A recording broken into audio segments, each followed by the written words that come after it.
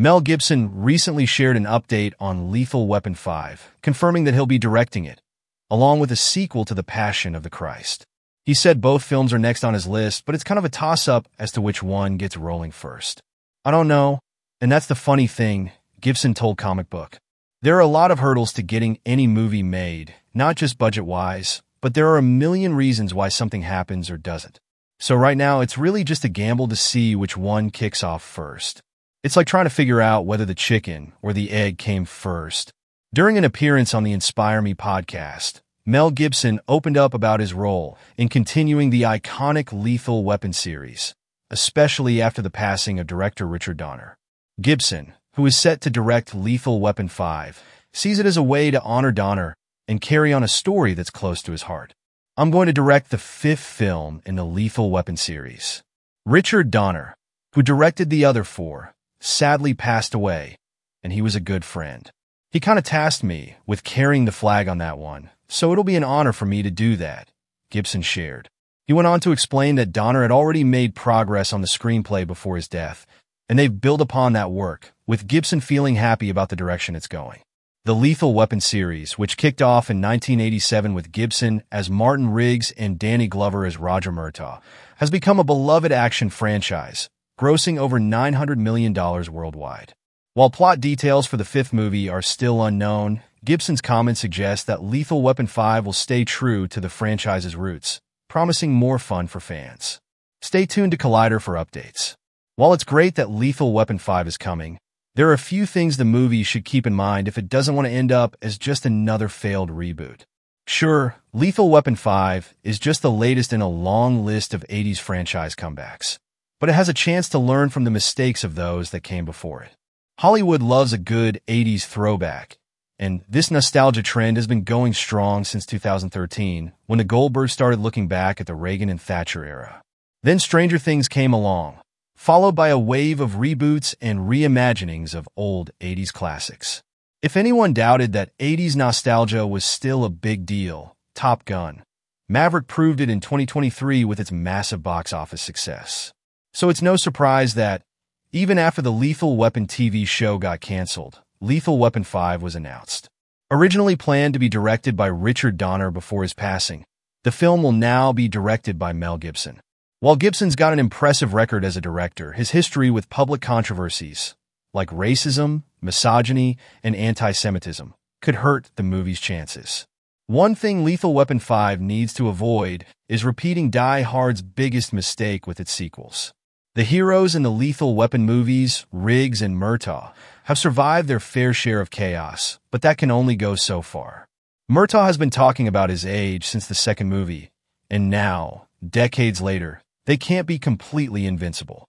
If they try to make them indestructible in Lethal Weapon 5, it might end up feeling like the later Die Hard movies, where the action got so over the top that it was hard to watch. At this point, for the Lethal Weapon series to feel grounded, they need to show that Riggs and Murtaugh have limits, especially considering their ages, 76 and 67, respectively. They can't just shrug off everything like they did in the past.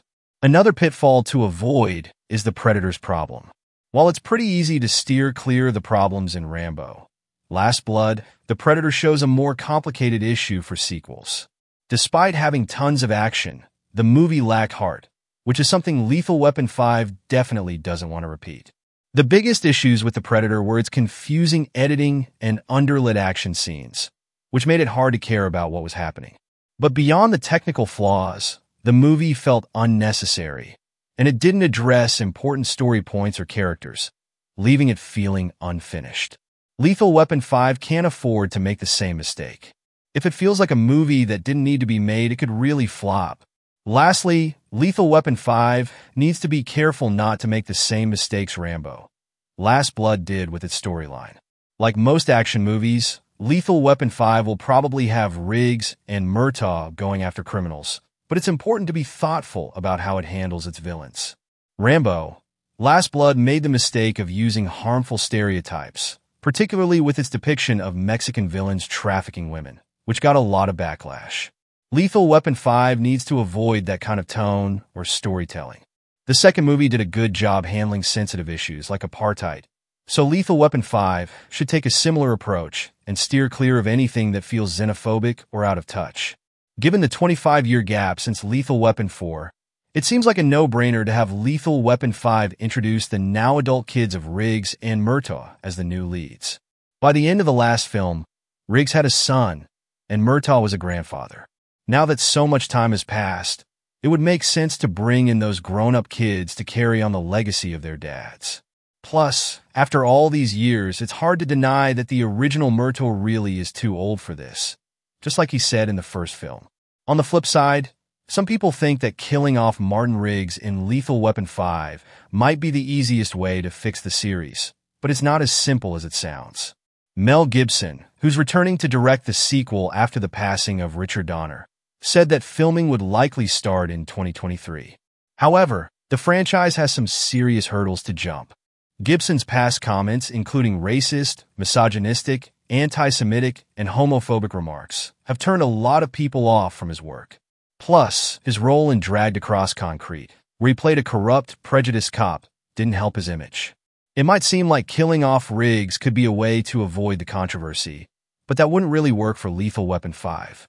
Although Shane Black's script for Lethal Weapon 2 had Riggs die, and the TV show did something similar when Clayne Crawford was fired, Lethal Weapon 5 can't follow that path. The reason fans are still excited for a fifth movie is because of the iconic chemistry between Gibson's Riggs and Danny Glover's Murtaugh. If Riggs were killed off, it would ruin the heart of the series. The magic of Lethal Weapon comes from those two together, and that's what people want to see again. While Lethal Weapon 2 might have been able to continue without Riggs, the series has seen a dip in reputation since then. Lethal Weapon 3 was underwhelming, and Lethal Weapon 4 has been criticized for its outdated humor and racism. So, if Lethal Weapon 5 wants to get audiences excited again, it needs both Riggs and Murtaugh. Without them, the franchise risks losing its core appeal. And that's it for today's video, folks. We hope you enjoyed it. If you did, please give this video a thumbs up and subscribe to our channel for more amazing content. Also, don't forget to comment below and let us know which things impressed you the most. Do you think Lethal Weapon 5 can succeed without killing off Riggs? Or would that just be a mistake? And as always, your suggestions for future videos are always welcome in the comments below. Thanks for watching, and we'll see you in the next one.